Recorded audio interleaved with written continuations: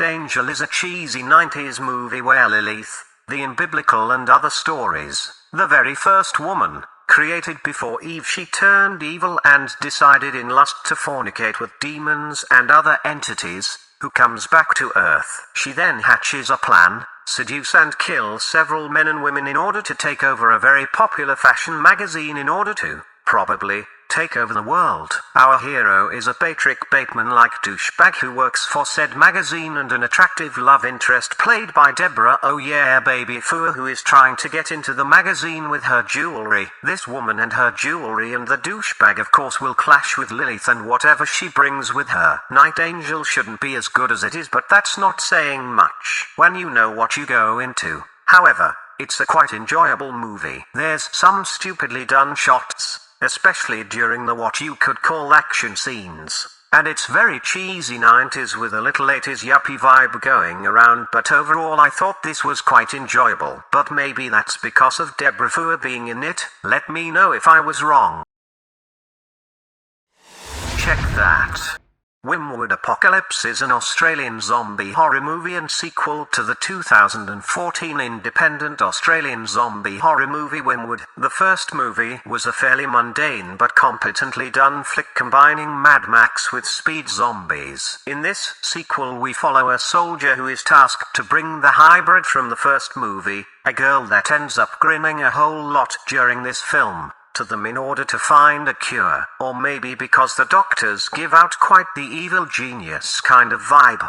He clashes with gas-breathing zombies and other survivors and ends up uncovering the evil plot he unwillingly has been part of to survive. Wyrmwood Apocalypse is a well-done movie, created by the same person from the first film and the previously reviewed Necrotronic, which was a very enjoyable mix between Ghostbusters and something to do with the internet and demons. But the plot is simple, maybe a little bit too simple. Wyrmwood Apocalypse was more enjoyable than the first movie for me, so that's a definite plus, but it's too filled with cliches and plot contrivances to be great. It's also said to be a comedy, but beyond a couple of small jokes I didn't smile once with this film. Well, maybe I did when I saw the stupid grin on the blonde girl's face a little bit too much. She clearly had fun doing the gig, or at least gramps in her face. The mere fact this is a combination between Mad Max and zombie movies should be enough to look into it though. Check that. The Valley of the Bees is another movie by František Vlachil, creator of both Marketa Lazarova and The Devil's Trap, previously reviewed on SmashTeeVee. In this movie we follow the story of a 13th century boy who, due to a practical joke he played on his father and new 16-year-old bride, is forced to join the Teutonic Order. In the Order he befriends a guy who becomes his mentor and protector. When some stuff happens our main character is punished and he flees the Order. His mentor pursues him and attempts to bring him back to the Order. More stuff happens and the story comes full circle. Valley of the Bees is a slow black and white movie with some beautiful visuals, depicting the harsh realities of medieval life. This is very much a historic movie and more so than the American movies depicting medieval times. Brutal things occur in the story, but it just happens. Religion and God are important, but the story offers us some subtle options you can read inside of the storyline. Valley of the Bees is considered to be one of the best Vlachil movies and should therefore be watched. Personally I enjoyed The Devil's Trap a little more, but Valley of the Bees was more enjoyable than the long and stark Marketa Lazarova, but that's just my vibe. Find out yours and let me know. Check that. Sonic the Hedgehog 2 is the announced sequel to the immensely popular and very well done first live-action Sonic the Hedgehog movie that surprised fans across the world. Not only for the dreadful design of Sonic in the first place, but mainly for the fact the director Jeff Fowler actually listened to the fans and outrage and did something about it, creating a movie that is close to the source material without shitting on the fan base. And wouldn't you know, it worked. Sonic 2 brings back Sonic now living comfortably at home. He is left home alone by his two guardians, the same peeps from the previous movie, for them to attend a wedding. Little does he know, however, that Dr. Robotnik is alive and not so well on the Mushroom Planet and is about to escape with the help of none other than Knuckles. There's more to the plot as the movie progresses and we get Chaos Emeralds, tales and other good stuff, and it's great. I thoroughly enjoyed this film, although I do think the first one is better. Seeing this one is just more of the same. I could have gone for the Sonic game death by drowning sound being added to a scene. I would also have more Robotnik and could have done without the dance scene, however funny it was in points. I would also have inserted a joke about the "do you know DAWay" meme, but that's just me. The side plot with the wedding is a welcome retrieve from the action that happens when Sonic is in view, and it didn't bother me. Nice to see Mr. Buff from Criminal Minds being typecast again. Oops. That's a spoiler. No worries though, it does nothing to the plot. Sonic the Hedgehog will work for fans of the franchise, kids, adults with plenty of tongue-in-cheek adult jokes and references thrown in. I mean, a Fred Durst joke in a kids movie? Glorious. I'm glad to say this second movie doesn't disappoint, and I'm eager to see the third one currently in development. Smash that. Outer Range at first feels like a spin-off of Yellowstone, the acclaimed Western series that has had me in a binge since I decided to try it out. Outer Range brings us Josh Brolin, now without purple makeup, as a rancher not unlike Costner's character. His farm is fading, his family is in trouble.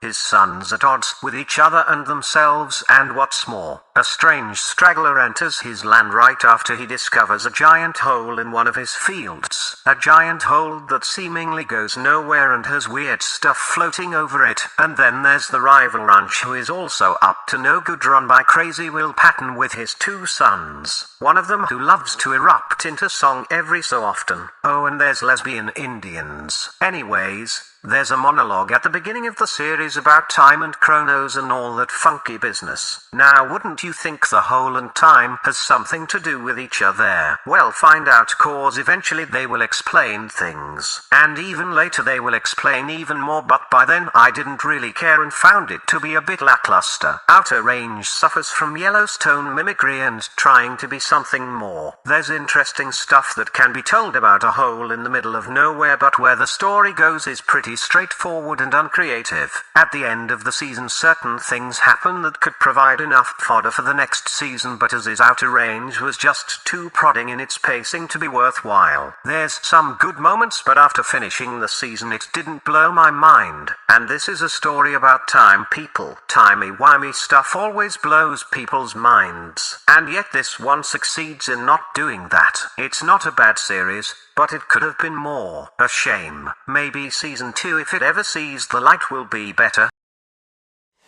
Check that.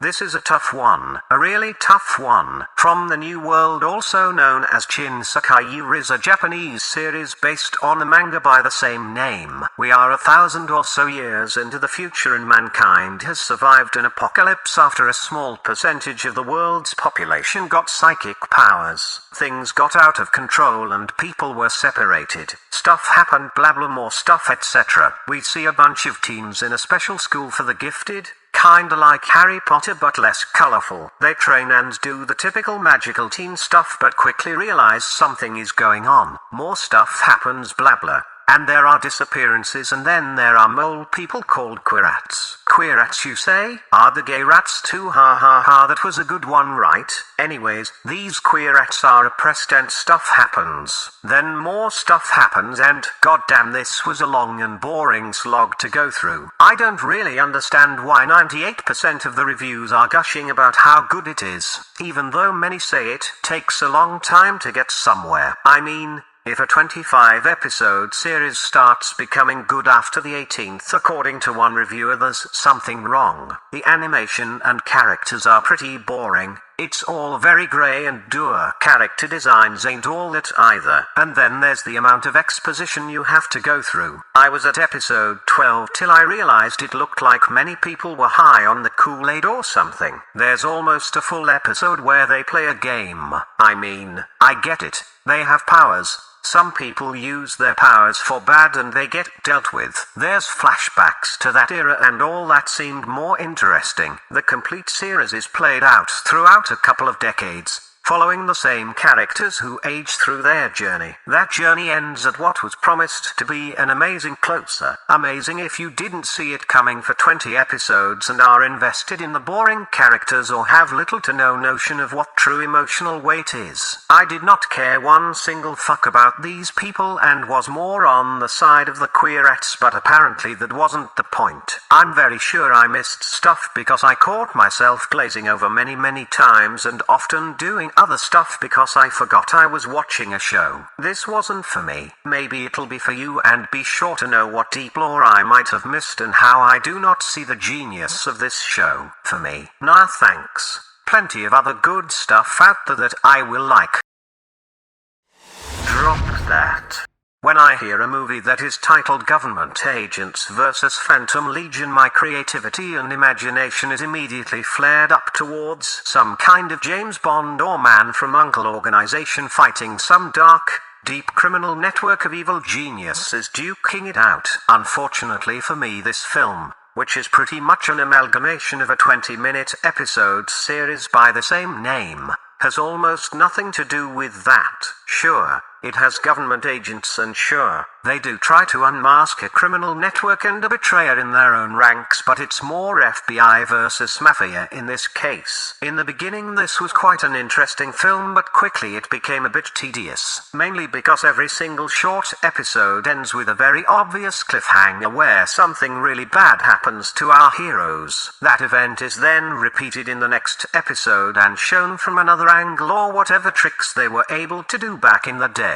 It's fun in the beginning, but after a while it wasn't. I get it that this show probably aired weekly back in the day, but it doesn't work in this condensed form. The story is typical and very long, featuring some typical mobsters and coppers using the typical slang they did back in the day, all in stark black and white, complete with practical effects and all that good stuff that made movies magical back in the day. Government Agents vs. Phantom Legion is a novel thing to see. Something from another era, but it doesn't work as a full-fledged movie, and especially not without cutting all the intros, outros and repeats. Drop that.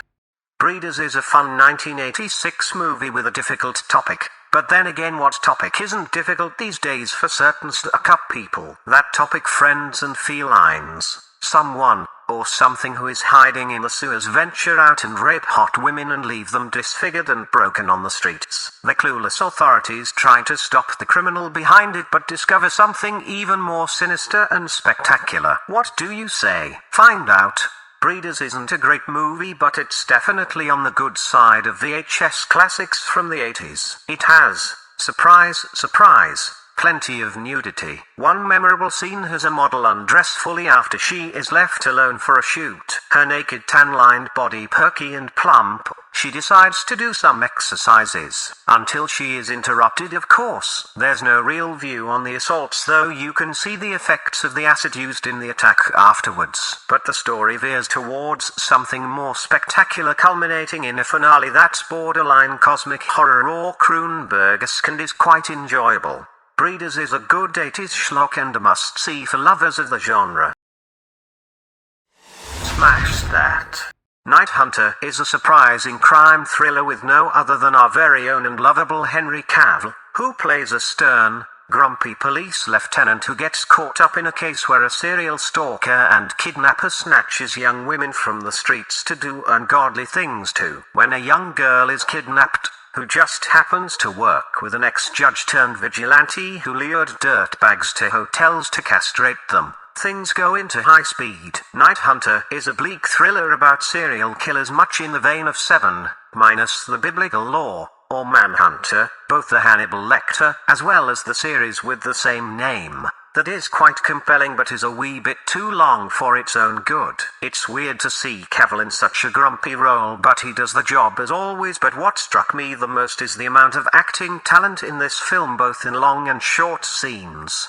Actors such as Stanley Tucci, Brendan Fletcher, Nathan Fillion, Mfo Coho and Alexandre Have My Baby's Dad Dario all appear in this film. There's some good stuff in here, going from action to conspiracy, puzzle solving, family stuff, the works, sexual tension between certain character, excellent acting from weirdo Brendan Fletcher, but in the long run it's still a run-of-the-mill thriller, which is weird because it's not bad at all. In the end though, it just exists. Check that. KGF Chapter 1 is an Indian Tamil action film with a guy who resembles a more buff and badass version of one of my creator's ex-bosses, being a total badass almost constantly in the movie. We follow this dude who ends up calling himself Rocky, played by Indian actor Yash, from when he was a child to the point where he rises up to be an assassin for one of crime bosses. He is offered Mumbai by his boss only if he kills mortal enemy Garuda, the future heir of the Kola gold fields. Or simply KGF. There's much more to this story of course, but that's pretty much the gist. The story is told to us by a man who knows about the myth of this so-called Rocky, telling it to a reporter while being intercut with flashbacks. KGF is what we call style over substance, but the great thing is, this is both. At first it's ridiculous to see slow-motion walk-ups over and over again as Rocky uses sledgehammers and other tools to dispense his foes in the most cool ways. But after a while it's like all the slow-motion walks from Peaky Blinders, just fucking cool. Add some sweeping Indian music to the mix and you would almost stand up from your seat and yell at the screen. Preferably in slow motion, cause otherwise it wouldn't fit. The dialogue is mixed Indian and English and very, how to put it, poetic I guess. Less poetic than the text in the songs, but still. Yash is butch as fuck and his long manis are often whisked away by his own, or other people's hands, even during fights. He's the 80s action hero we didn't get in the day and he does it well. And it is quite frankly glorious. It's stylish, it's action-packed, it has funny moments, not a lot of sex but still, plenty of pretty women, and more than anything, it has heart and soul. And it has a sequel, and a third one is planned. Cause yes, the story ends on a cliffhanger. Go figure. Go Rocky go. Go watch this. By the way, there's little dancing in this one, so it's not a musical. Check that.